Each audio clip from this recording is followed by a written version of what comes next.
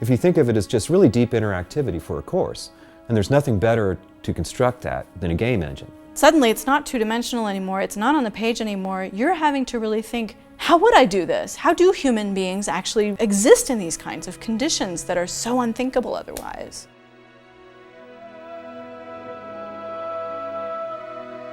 And we thought if we're really going to do justice to what this might do, we probably ought to teach game design. The first project that Dave and I collaborated on was the Digital Pompeii project, where we wanted to be able to walk through in real time, be able to evaluate the space. I focused on modeling a particular house in Pompeii, the house of Octavius Scordio. So first of all, reconstructing it, putting the art on the walls as we had it. And actually that model formed the basis for our online myth course. So when we thought about developing the course, it was like the light bulb went off and well, we've already built these Pompeian houses, some of them. That's a really good environment for teaching myth. Mythos Unbound was a 3-hour course exploring mythology through gameplay.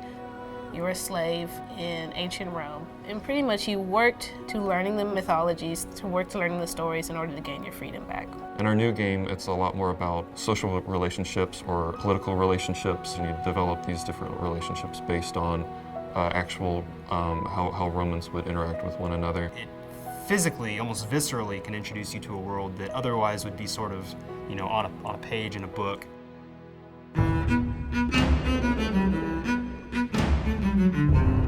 Once I had enough students and veterans of the game design course, we're like, well, we kind of have a thing here, a thing like a studio.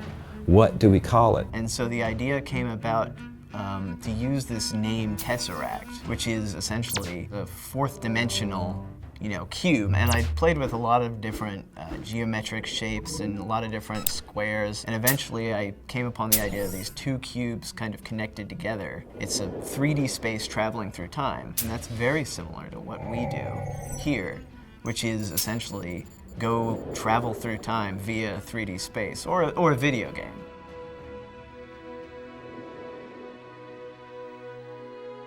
Students learn a whole lot about the primary subject matter when building a game about it. I'm doing a lot of research into how they built and what sort of materials they used, and since we're actually making a historically accurate game, I feel like it's more necessary to stick to how things were built. It really matters to them because they see their game's going to get played, it's going to get played right away, and it's got a teaching mission. We're building it as an educational course first. We're building it as a course to teach students about these things. So the narrative reinforces that, the mechanics reinforce that, the art reinforces that. So when you're playing the game, you hear music, you see people, what they're wearing, you see the environment, you see, paintings on the wall, so many different things that you wouldn't get just from reading a book.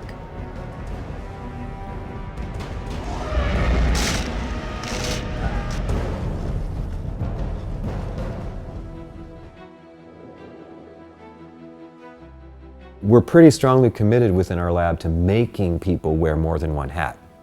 So that kind of cross-disciplinary work between majors has to happen. When I'm working on a tool or on a gameplay system, I have to interface with an artist and a designer and a writer.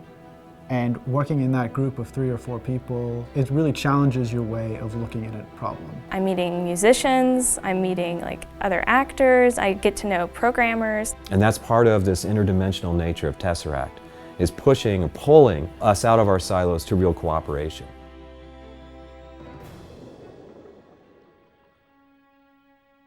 We have the Crystal Bridges Museum of American Art very nearby, and Professor Dave Frederick and I discussed ways of having students and the public better connect with these paintings. One thing that they suggested at Crystal Bridges said, how about the 10th Street Studio? So it was a major art hub in the 19th, early 20th century. It'd be an amazing idea to kind of show the environment in which these paintings were shown or even created. So we developed a 4-week, very intensive summer class where we reconstructed the 10th Street Studio, at least a part of that building. Right now we have the actual building, the studio building, as a model, but Dr. Frederick's been working on getting source material for the surrounding area. What we're trying to do is get kind of a grasp on what the culture was like. Who were these people that were visiting? Why were so many people so interested in this?